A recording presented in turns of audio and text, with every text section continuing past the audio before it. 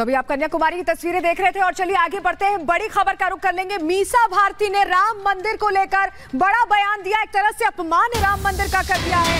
इस वक्त ये बड़ी खबर आपके सामने रख रहे हैं। राम मंदिर का अपमान किया है मीसा भारती ने। दरअसल मीसा भारती ने कहा है कि राम मंदिर जाने की जरूरत नहीं है। मीसा ने ये बयान दिया और कहा है कि राम मंदिर जाने की जरूरत नहीं और सिर्फ अभिनेताओं को आमंत्रित किया गया है। इस तरह की बात मीसा भारती ने कही है। क्या कुछ और कहा है, सुनवाते आपको। अब राम मंदिर कब जाएंगे? मैंने उनसे कहा कि राम मंदिर जाने की क्या आवश्यकता है, जब हमारे सोनपुर में हरिहर बाबा का मंदिर है, वहां से मेरा पूरा परिवार पूजा करके अभी उनका आशीर्वाद लेके निकला है। 4 हमारे मठाधीश हैं, उसमें से एक भी मठाधीश ने राम मंदिर में वहां पे मौजूद नहीं थे। अकेले हमारे प्रधानमंत्री जी ने पूजा की। किसको बुलाया गया था? सारे पूंजीपतियों के परिवार को वहां बुलाया गया था मंदिर में। सारे फिल्म स्टार को वहां बुलाया गया था, सारे अभिनेता और नेता को बुलाया गया था। लेकिन जिसके ऊपर जो 4 मठाधीश हैं हमारे शंकराचार्य हैं, जो हिंदू और सनातन धर्म के, उनको पूछा तक नहीं गया था। उन्होंने कहा था कि मंदिर में इतनी जल्दी क्या है, लेकिन मोदी जी को तो बहुत जल्दी था, क्योंकि चुनाव उनको दिख रहा था, 2024 का चुनाव, और अपनी गद्दी को बचाना था। तो चुनाव आए तो नेताओं से क्या क्या ना करवाए। लोकसभा चुनावों में नेताओं के जुदा अंदाज और अलग अलग तरीकों से चुनाव कैंपेन की तस्वीरें सामने आ रही हैं। प्रधानमंत्री नरेंद्र मोदी के 400 पार वाले टारगेट को अचीव करने के लिए नेता किस तरह वोटर्स को लुभाने की कोशिश कर रहे हैं, इस स्पेशल रिपोर्ट में देखिए।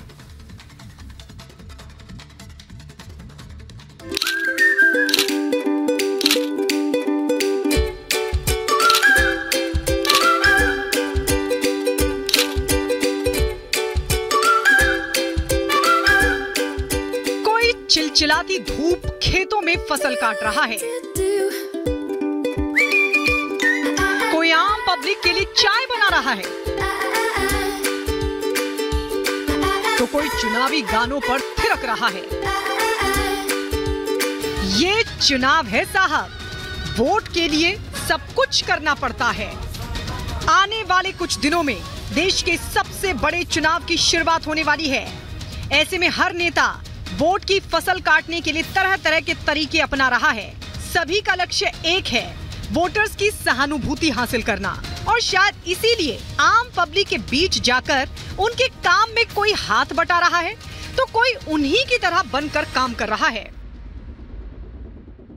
कुछ ऐसा ही नजारा दिखाई दिया मथुरा में, जहां बीजेपी की कैंडिडेट हेमा मालिनी चुनाव कैंपेन तो कर ही रही हैं, साथ ही वोटरों को ये दिखाने की भी कोशिश कर रही हैं कि वो अलग नहीं हैं। हेमा मालिनी चिलचिलाती धूप में काम कर रही महिलाओं के बीच में पहुंच गईं और उनके साथ गेहूं काटने में हाथ बटाने लगी। उधर चुनावी सीजन में पुष्कर सिंह धामी दिन की शुरुआत आम लोगों के साथ मॉर्निंग वॉक से करते नजर आए। उत्तराखंड के खटीमा में मॉर्निंग वॉक के दौरान पुष्कर सिंह धामी चुनाव प्रचार करने से भी नहीं चूके और लोगों से बीजेपी प्रत्याशी के पक्ष में वोट करने की अपील भी की। ये कोई पहली बार नहीं है जब धामी आम लोगों के बीच पहुंचे हों। आए दिन उनकी ऐसी ही तस्वीरें सोशल मीडिया पर वायरल होती रहती हैं। जनता को लुभाने के लिए नेता क्या कुछ नहीं करते। केंद्रीय मंत्री ज्योतिरादित्य सिंधिया भी मध्य प्रदेश के चंदेरी में थिरकते नजर आए। अपने चुनावी अभियान में सिंधिया चुनावी अभियान के गानों पर बीजेपी कार्यकर्ताओं और आम लोगों के साथ डांस करते दिखाई दिए।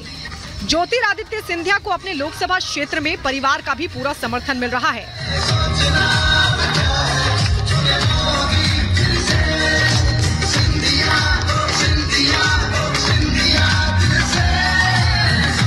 आर्यमान सिंधिया भी अपने पिता के नक्शे कदम पर चलते हुए बीजेपी के लिए प्रचार में जुटे हैं। जहां सिंधिया डांस करते दिखाई दिए तो उनके बेटे आर्यमान ने एक दुकान पर पहुंचकर न सिर्फ चाय बनाई बल्कि अपने हाथों से लोगों को चाय पिलाई भी। चंदेरी की सड़कों पर सिंधिया राजघराने के युवराज को देखकर लोग काफी खुश दिखाई दिए। इस दौरान आर्यमान के समोसे तलने का वीडियो भी सोशल मीडिया पर तेजी से वायरल हो रहा है। चुनावी माहौल किस तरफ है अगर ये समझना हो तो चाय की दुकान से अच्छी कोई जगह नहीं है। यही कारण है कि हर नेता चाय की दुकान पर जरूर पहुंचता है, क्योंकि चाय पर चर्चा के बिना चुनाव अधूरा लगता है। शायद इसीलिए गोरखपुर से बीजेपी उम्मीदवार रवि किशन ने चाय बनाकर अपना चुनावी अभियान शुरू किया। प्रचार जोरदार है, धुआंधार है। चाय वाले भैया हैं और आप गठबंधन की भी हम बात करेंगे, लेकिन ये चाय वाले भैया हैं, उनको गमछा बांधते हुए रवि किशन जी नजर आ रहे हैं। हमनी के भोजपुरिया मुरैठी बा, और जब हमनी के लइकाई मुरैठी बांध लेना तो ये तय हो गई कि राम राज्य बरकरार रही। कि राम अगर विपक्षी रवि किशन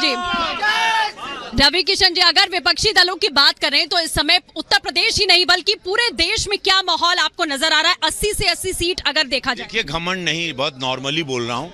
जमानत जब्त होगी। जब 65 साल उनको मौका मिला, उन्होंने कोई काम नहीं किया। 65 साल उनको मौका मिला, 10 साल मेरे मोदी जी को मिला, 7 साल पूज्य योगी महाराज जी को मिला।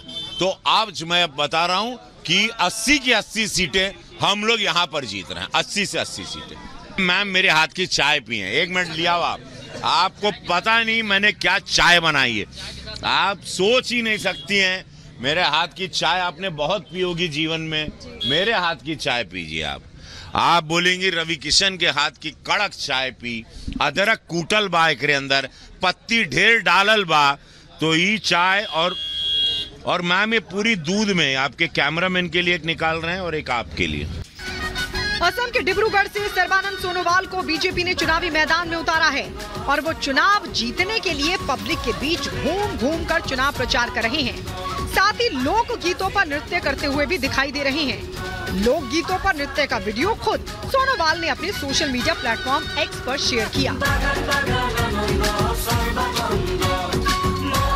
नेताओं की अनोखे अंदाज हर चुनाव में देखने को मिलते हैं और हर बार सवाल भी वही होता है कि नेताओं की ये जुदा अंदाज लोगों को लुभा पाते हैं या नहीं। Bureau report, Republic Bharat.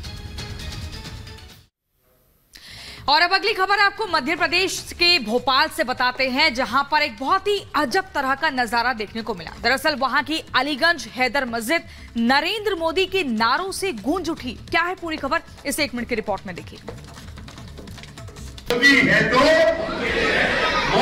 Madhya Pradesh के भोपाल में अजब ही नजारा देखने को मिला, जहां की अलीगंज हैदरी मस्जिद हर हर मोदी, घर घर मोदी के नारे से गूंज उठी। इसके अलावा मस्जिद में लोगों ने मोदी है तो मुमकिन है के नारे भी लगाए। साथ ही बोहरा समाज ने पीएम नरेंद्र मोदी के पोस्टर भी लहराए। बोहरा समाज के लोगों ने एकजुट होकर अब की बार 400 पार का नारा भी लगाया। इस दौरान बीजेपी उम्मीदवार आलोक शर्मा भी वहां मौजूद रहे। मस्जिद के आमिल जौहर अली ने प्रधानमंत्री नरेंद्र मोदी के दिल खोलकर तारीफ भी की। लोकसभा चुनाव के लिए पीएम मोदी इन दिनों पुरजोर तरीके से तैयारियों में जुटे हुए हैं। आए दिन वो जनसभा और रोड शो कर रहे हैं। उन्हें हर समाज का भरपूर समर्थन मिल रहा है। Bureau report, Republic Bharat. और इस बीच बड़ी खबर मिल रही है उत्तर प्रदेश से, जहां केशव प्रसाद मौर्य ने हमला किया है समाजवादी पार्टी अध्यक्ष अखिलेश यादव पर और बड़ी बात कह दी है। उनकी तरफ से कहा गया है कि अखिलेश के 3 यार हैं, आजम, अतीक और मुख्तार। इस वक्त ये बड़ी खबर आपको बता रहे हैं। तीखा हमला बोला है अखिलेश पर केशव प्रसाद मौर्य ने। इनकी यारी से सपा साफ हो गई, ये भी कहा है केशव प्रसाद मौर्य ने। लगातार हमले कर रहे हैं अखिलेश यादव पर और कहा कि आजम, अतीक और मुख्तार ये 3 यार हैं अखिलेश के और इनकी वजह से, इनकी यारी से सपा साफ हो गई। लगभग हर जिला दंगे के आग में सुलग रहा था। आज उसी उत्तर प्रदेश में पिछले 7 वर्षों से एक भी दंगा ना होना, बड़े बड़े गुंडे, अपराधियों, माफियाओं के खिलाफ कठोरतम कार्रवाई की गई, जेल भेजा गया, कानून के माध्यम से उनको सजा दिलाने का काम हुआ। और अगर मैं कहूं कि श्री अखिलेश यादव के 3 यार मोहम्मद आजम खां, अतीक अहमद और मुख्तार, यद्यपि 2 चले गए हैं, अब इस धरा में नहीं है, लेकिन ऐसे लोगों की यारी करने के कारण सपा सफा हो गई है।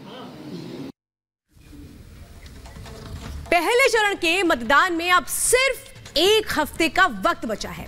वेस्ट यूपी के 8 सीटों पर इसी चरण में मतदान होगा। बीजेपी इन सीटों पर योगी सरकार की